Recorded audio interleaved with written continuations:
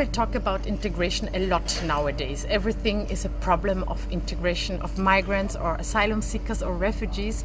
And they used to talk, when I say they, I mean the government and also the classic media and a lot of people also from the population, they talk about cultural differences. So they say that we have an integration problem because the cultures are so different, because the language, this German language, which is a huge topic in Austria, is such a big problem.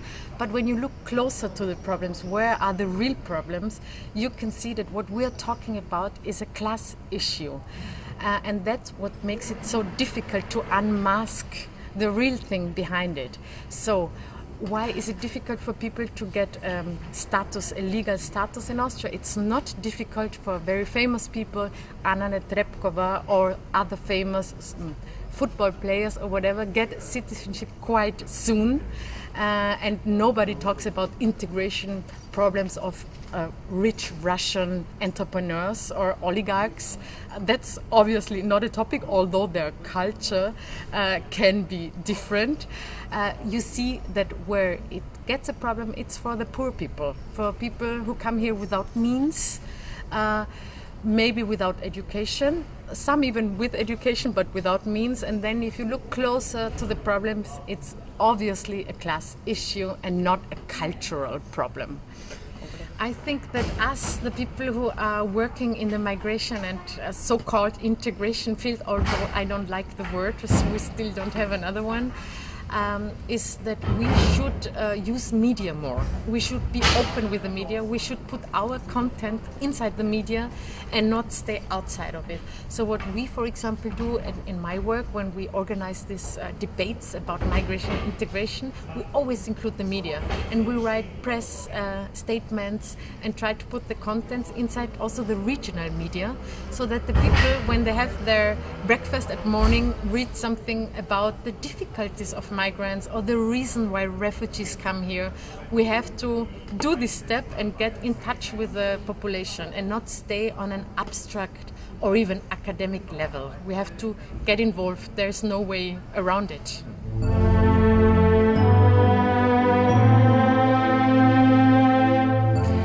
I came to Austria in 2005, 7 years ago, as a student. I started with studying German language, and after that I studied sociology. I finished a year ago, and since then I've been trying to find a job and stay in Austria, which turned out to be almost an impossible mission, unfortunately, because I am not able to fulfill the requirement of the gross salary for my occupation, which is in the social area. In this sector, mainly the salaries are averagely about 1,500 euros, and this is why I'm not being able to, for example, combine two part-time jobs in order to get the necessary salary, and for now I am still without a job. Austria wanted to regulate the immigration of highly qualified workers by bringing the new law in 2011 about red, white, red card, which is meant to regulate the permanent residence of highly qualified workers which find job in Austria and can stay here for an unlimited period. The problem with this regulation is that in practice it works very difficult because of the prerequisites that need to be fulfilled in order to get this card, which are mainly connected to the salary, gross salary, that needs to be basically more than 2,000 euro a month, and other conditions which are controlled by the system of points. So basically people who would like to come to Austria to work, they need to fulfill these conditions of, for example, knowing German language or having a higher education or work experience. According to this, they collect the points, and if they satisfy the condition, they can apply.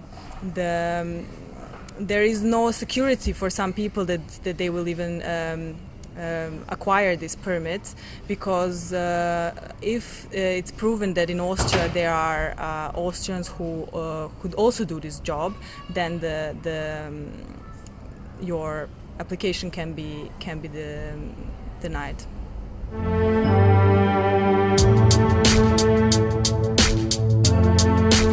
Of course, you have also within the Muslim population different class backgrounds, and the Muslims that are seen as a problem by the Austrian racists are mainly the poor Muslims, and the rich Muslims who are making holidays here from the Khalij, from the Gulf, for example, from Saudi Arabia or from the Emirates. They can be as conservative and as religious as they want. They can wear a niqab, but they spend their money in our shops, so they are welcome. The Muslims that are not welcome are these who are the poor Muslims, who are workers here and who are seen as a problem. Of course, behind this confessionalization or ethnicization of social conflicts, we hide these social conflicts. And in fact, after all, it's in many ways also a hatred and a resentment against poor people, and not that much a resentment against a specific religion.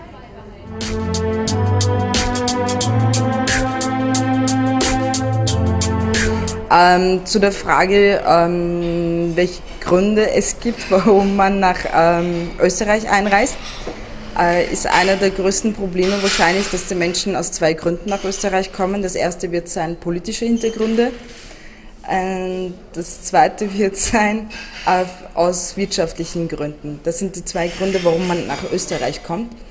Und jedes Land hat seine eigene Geschichte. Das heißt, vorwiegend aus der türkischen Gruppierung kommende Menschen aus wirtschaftlichen oder politischen Hintergründen, und die sind untereinander getrennt. Das heißt, sie arbeiten nicht zusammen und sie haben auch eine ganz andere Denkweise. Und das zweite Problem ist, also ex-jugoslawische Länder sind vor allem aus dem Grund gekommen, zu der Zeit, wo es Krieg gab, und Österreich hat ebenfalls nach dem Krieg gewisse Arbeiter gebraucht. Deswegen sind sie nach Österreich gekommen. Und das Problem ist, Österreich hat viele Migranten, aber jetzt kommt das Problem, wie geht Österreich mit diesen Menschen um? Nämlich, es sind mehrere Projekte gestartet worden, vor allem mit Integrationsperspektiven. Das Problem ist aber, Integration hat dazu geführt, dass eigentlich die ganzen Länder, Kulturen sich untereinander assimiliert haben. Also gefördert wurde nicht eigentlich die eigene Sprache, sondern es wurde vorwiegend gesagt, man muss Deutsch lernen. Und jetzt wird sogar ein neues Gesetz kommen, dass in den Schulen, in den Pausenhof, man während der Pause ebenfalls nur Deutsch sprechen darf in den Schulen. Und das andere Problem ist, dass ich denke, dass die Menschen nicht das Problem haben, dass sie nicht Deutsch lernen wollen und dass sie nicht eine andere Perspektive der Integration starten wollen, sondern sie haben die Zeit und die finanzielle Möglichkeit nicht. Das heißt, vorwiegend sind migrantische Familien aus schlechten Verhältnissen. Das heißt, sie müssen die ganze Zeit durcharbeiten. Also Vater, Mutter genauso. Es war genauso dasselbe bei mir. Wir sind 5 Geschwister. Mein Vater und meine Mutter haben die ganze Zeit durchgearbeitet und sie haben die Möglichkeit nicht gehabt, Deutsch zu lernen. Das heißt, automatisch sind sie in der Gesellschaft einen Schritt zurück und sie brauchen immer gewisse Unterstützung, dass sie zum Beispiel bürokratische Hilfe in Anspruch nehmen können.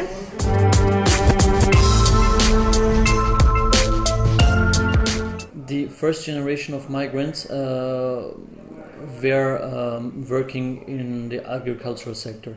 At their villages, they were farmers, classical farmers. So they were producers. And then they came here, started to work in factories, and got to be consumers. With no school education, in the most cases, especially the older generation, illiterate, they can't write and read. So for them it was only important to work, to get the opportunity to work, to gather money together, and to give their children a better future. And that's why they sacrificed many things. They had no social life, no possibility to go to school, just for the children. And the point is that their children, so the upgrowing and the next generations, have to know that through which bad roads and things their parents passed through. But our social system and system in a society is divided in classes. And once you belong to the lowest class, it's not so easy to get up to the next level. So that's why it is important to enable new generations that they have to go to school, to learn, to make a proficiency. And it's not necessary to go to university, but it's necessary to use this knowledge and these tools, these social and especially cultural tools, because migrants can speak many languages, can deal with different cultures, and this is something that we and migrants and young generations have to use as an advantage. And that's why like our organization and organizations like Atigiv, where we are today, try to enforce this knowledge, try to give the youth this thinking that they have many opportunities, many possibilities, and they don't have to be anxious and say, oh, my parents are from the lowest class, I can't move forward. No, you can. And that's why it's important to show young generations how important it is to educate themselves. And education is not just university or something like that. Education is talking to each other. Education is to listen and learn from each other. And that's why we are working in this fight.